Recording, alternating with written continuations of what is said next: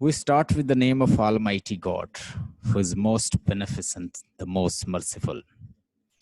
Dear student friend follower, today we shall learn about Edmund Rich as a feminist writer.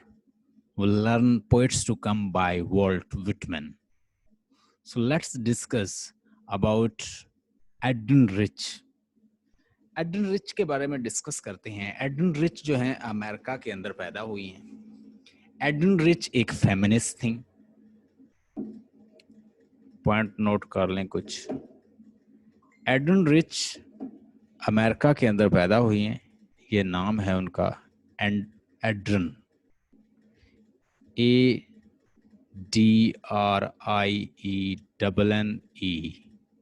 ये है एड्रन rich. ये नाम है, feminist writer है। फेमिनिस्ट राइटर कौन होता है? जो फीमेल के लिए लिखता है, फेमिनिस्ट राइटर है। ठीक है, पोएटिस है, शी इज अ पोएटिस। और ये पैदा हुई हैं, लिख लें जरा इनकी एज के बारे में, 1929 में। 1929 में पैदा हुई हैं और इनकी डेथ हुई है 2012 में। ठीक है, ये कंटेम्प्रेरी राइटर रही है। तो she was a modern writer, she favours modernism. She wants that the women should be given ample right, enough right, so they should enjoy enough right. She wants that the female should not be given this responsibility to, you know, to just reproduce children, to produce children like that. It should not be responsibility of the female. Female को ये responsibility ना दी जाए कि वो just बच्चे पैदा करें और घर में एक पैट्रिचल सोसाइटी के जरिए जिंदगी गुजारती रहें। मतलब कि एक हेड हो और जो वो फीमेल के बारे में सोचता है वो वैसा करे। मतलब उनको अपनी ख्वाहिशात को सप्रेस करना पड़े। ठीक है, फीलिंग्स को, इमोशन को। वो कहती है कि ये भी इक्वल राइट होने चाहिए, किसके? मेल और फीमेल के। ठीक है, इसका हस्बैंड और ये दोनों जो हैं ये सपोर्टर रहे हैं फेमिनिज्म के, यानी फेमिनिस्ट जो मूवमेंट्स हैं उसको फेवर करते रहे हैं। अमेरिका के अंदर जो फीमेल्स हैं उन्होंने बहुत ज़्यादा काम किया है फेमिनिस्ट मूवमेंट में, बहुत ज़्यादा फेमिनिज्म से रिलेटेड उन्होंने बहुत ज़्यादा काम किया। एक और राइटर थी सिल्विया प्लैथ, शायद आपने नाम सुना हो, आपके कोर्स में है सिल्विया प्लैथ। सिल्विया प्लैथ जो है, इन्होंने भी, ये भी एक फेमिनिस्ट थी। ये भी फीमेल की बात करती थी, फीमेल के लिए बात करती थी। तो ये भी वैसी ही राइटर है। ये एक अमेरिकी शायरा है और एडन रिच बहुत ज़्यादा पुरअसर शायरा है। यानी कोई ऐसा वर्क होगा जहां इसका रेफरेंस ना होगा। अमेरिका की पोइट्री जो है उसमें इसका रेफरेंस ज़रूर मिलता है, और स्पेशली फेमिनिज्म से रिलेटेड अगर कहीं डिस्कशन होती है तो इसका जिक्र ज़रूर होता है। ये नसर में तनकीद की बुक्स पर इसने काम किया है और शायरी के ऊपर वर्क किया है, और बहुत ज़्यादा पुरजोश और उकसाने वाली पोएटिस शायरा थी। इसने वर्क किया है सेक्स के ऊपर और रेस के ऊपर, लैंग्वेज के ऊपर, और ह्यूमन फीमेल राइट्स के ऊपर। ठीक है, फेमिनिज्म जो मूवमेंट है उसमें ये उसके टॉपिक रहे हैं। ये मतलब सेक्स, रेस, नस्ल, कलर। ठीक है, और फेमिनिस्ट जो मूवमेंट्स थी, ये फेमिनिस्ट से रिलेटेड जो टॉपिक्स थे, और उसके अलावा फीमेल राइट्स के ऊपर इसने वर्क किया। ये इसके मेन टॉपिक होते थे पोइट्री के। नाम है एडन रिच। अमेरिका के अंदर पैदा हुई है 1929 में। ठीक है, और 2012 में डेथ हुई है। नाम है एडन रिच। ये बात करती है फीमेल इक्वल राइट की। एडन रिच बात करती है ADRIENNE, नाम भी इसका थोड़ा सा मुश्किल है, याद कर लीजिएगा।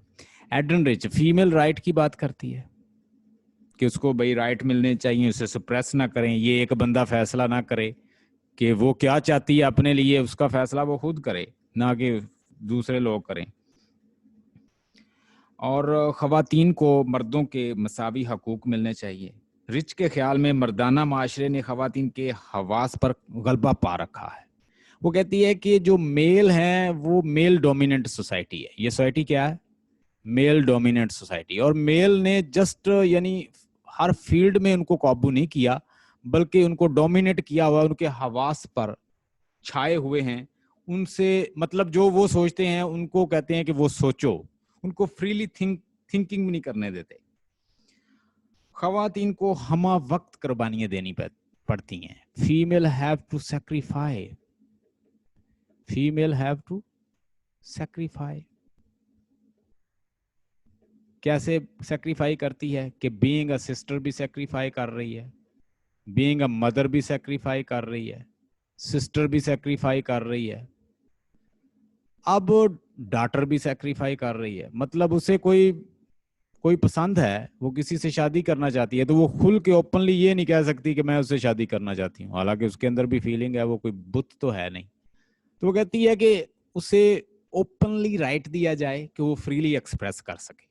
मतलब फीमेल को उन्होंने उनके हवास पर भी, मेल जो पैट्रिचल सोसाइटी है, जो डोमिनेंट सोसाइटी है मेल, उन्होंने कब्जा कर रखा है।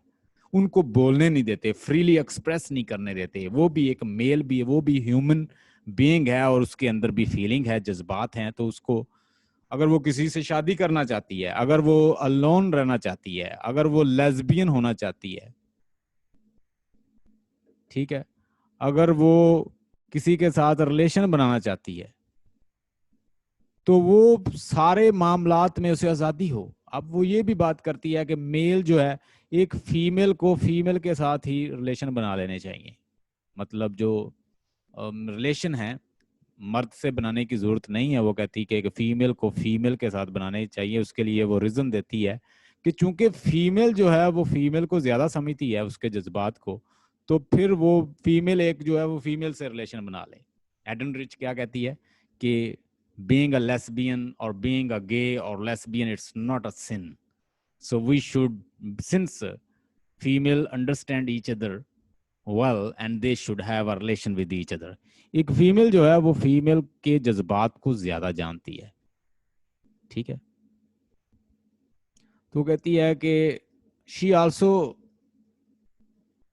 also involved in lesbian relation. वो खुद भी लेस्बियन रिलेशन में रही है तो वो उसकी सपोर्ट करती है। वो कहती है कि हमें फीमेल को लेस्बियन होना चाहिए, एक दूसरे फीमेल को फीमेल के साथ रिलेशन बना ले, क्योंकि फीमेल मेल से बहुत सारी चीज़ें जो है फीमेल छुपाती है।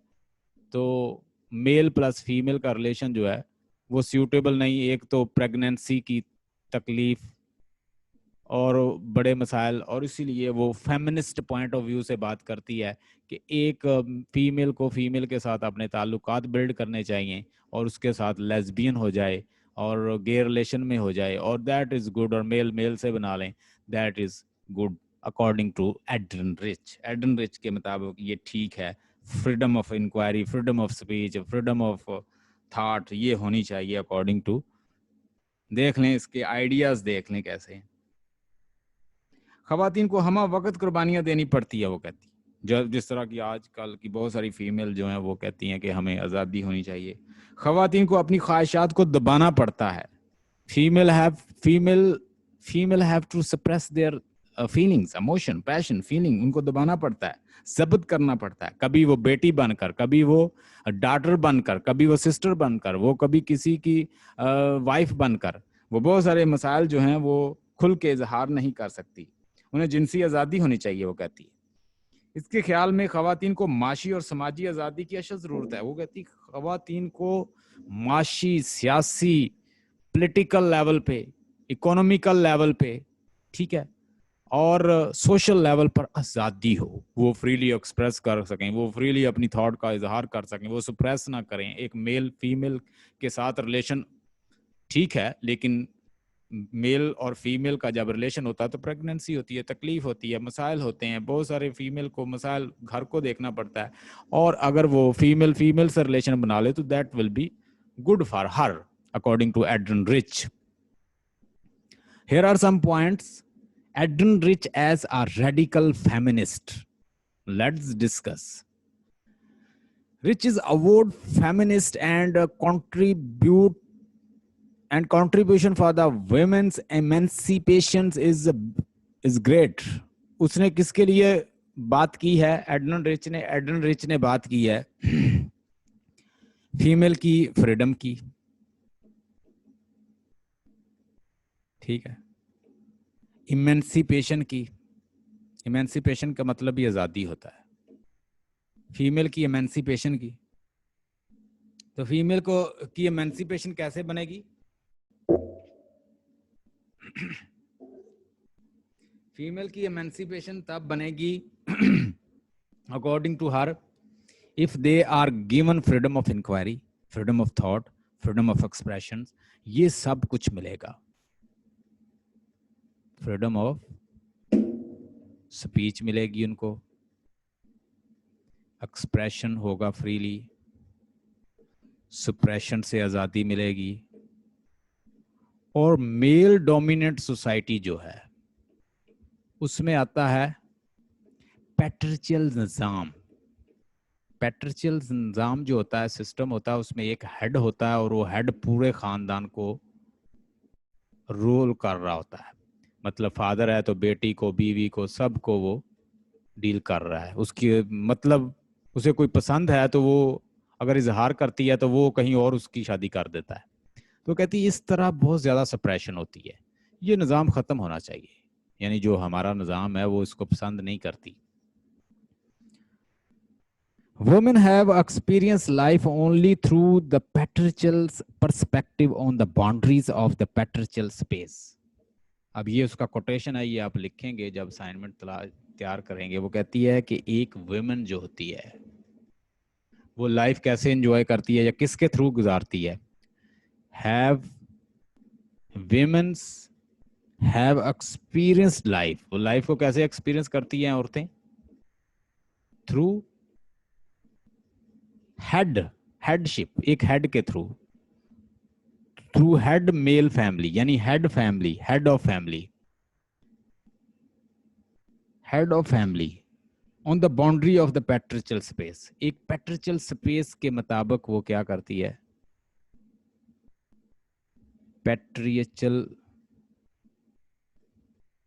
स्पेस के थ्रू लाइफ गुजारती है. यानी एक पैट्रिशियल निज़ाम होता है, उस निज़ाम के अकॉर्डिंग लाइफ उसे गुजारनी पड़ती है. अगर उसे कोई अच्छा लग रहा है, अगर वो कोई फ्रीली एक्सप्रेस करना चाहती है तो वो बहुत सारे मसाइल उसे दबाने पड़ते हैं. Being a female you know very well lot of problems are with the females. अगर आप कोई चीज़ किसी से डिस्कस करना चाहती हैं, अगर आप कोई लाइकिंग है आपकी, आप किसी चीज़ को आइडलाइज करती हैं, इवन कोई मेल किसी भी फॉर्म में आपको अच्छा लग रहा है तो आप फ्रीली एक्सप्रेस नहीं कर सकती. वो कहती है आज़ादी होनी चाहिए. वो इस चीज़ से नफरत करती थी. She abhorred to the humanity needs both perspective. तो एड्रिन रिच कहती है कि दोनों पर्सपेक्टिव होने चाहिए, बोथ पर्सपेक्टिव. ठीक है. पर्सपेक्टिव क्या मतलब होता है? राय. अब दोनों पर्सपेक्टिव लो ना. वो कहती है कि अगर एक मेल का पर्सपेक्टिव है, ठीक है,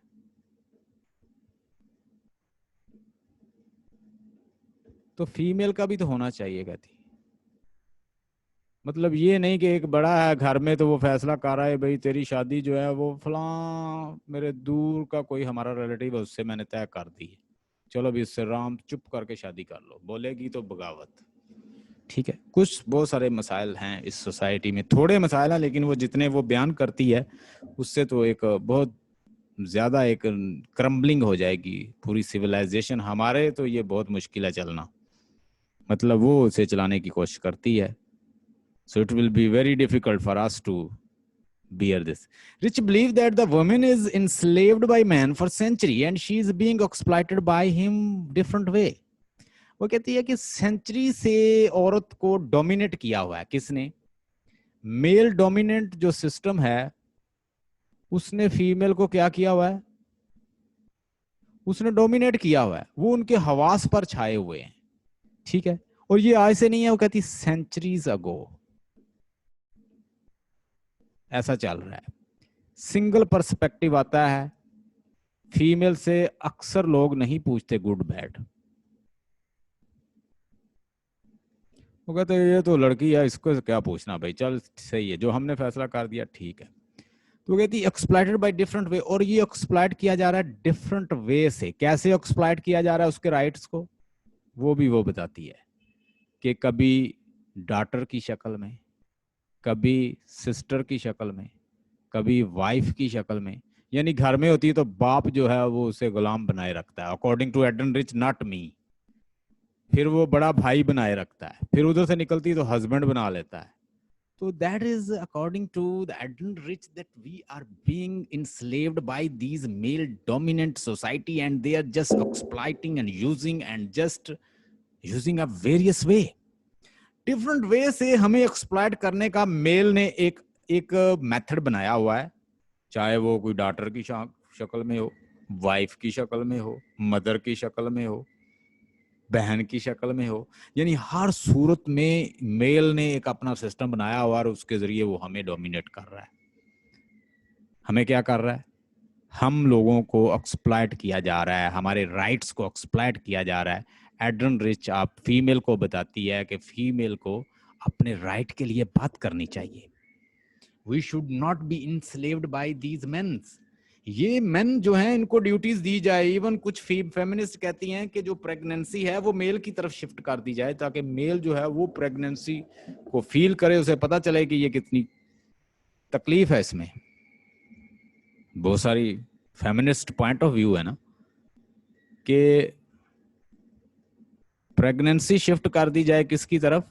फेमिनिस्ट व्यू है, मैंने इसको पढ़ा है कि प्रेगनेंसी औरत को बर्दाश्त करनी पड़ती है, तो ये मेल को शिफ्ट कर दें कि मेल ही प्रेग्नेंट हो और वो ही बच्चों को जन्म दे। So what a silly idea. Some feminist they have view. तो उसने अपनी बहुत सारी पोएम में, जैसे आंट जेनिफर टाइगर जो है उसमें फेमिनिस्ट व्यू दिया है कि किस तरह से मेल जो है वो डोमिनेट करता है। आंट जेनिफर्स जो है, इसको हम पढ़ेंगे भी, लाइन टू लाइन टेक्स्ट भी आपको करवाऊंगा। जेनिफर्स टाइगर्स जो है, इसमें उसने फेमिनिस्ट पॉइंट ऑफ व्यू बताया है। तो इस तरह उसकी बहुत सारी पोएम्स हैं, उसमें उसने फीमेल का पर्सपेक्टिव जो है वो बताया है। इसमें कुछ पॉइंट्स हैं उसके। Adrian Rich believed that if men would take the role of the mothering, less hype would be around the issue of the mothers, women's and the children. कहती है कि जो इशू है मदरिंग का इशू जो है वो कौन ले ले। अब यहाँ पे उसने पॉइंट बताया कि मदरिंग का इशू जो है वो मेल ले ले। अब क्या फिर कहती है टेंशन कम हो जाएगी फीमेल के लिए, चिल्ड्रन बच्चों का ये वो सारे काम जो बच्चों वाले हैं वो कौन करे, वो मेल ले ले। तो फीमेल क्या करे भाई, उसको क्या बिठा के रखें, वो आराम से बैठी रहे। तो वो कहती है कि फीमेल जो है वो काम ना करे, टेंशन ना हो, हाइप ना हो। आप मेल के काम जो है, मेल को चाहिए कि वो फीमेल के काम ले ले, ठीक है। Male should take up mothering. Mothering जो है वो कौन ले ले? मेल ले ले। फीमेल की तो हक की बात कर रही है। She identifies the characteristic of the male power. वो मेल पावर की आइडेंटिफिकेशन बताती है कि किस तरह मेल जो है हमें डोमिनेट करता है। वो बताती है कि to deny womens their own sexuality and restrictions against the orgasms and masturbating and destructions of the literatures other that include the lesbianisms. वो कहती है ये लेस्बिनिज्म, ये गे और इस तरह के जो सेक्सुअल एक्टिविटीज हैं फीमेल की फीमेल के साथ ये जायज है,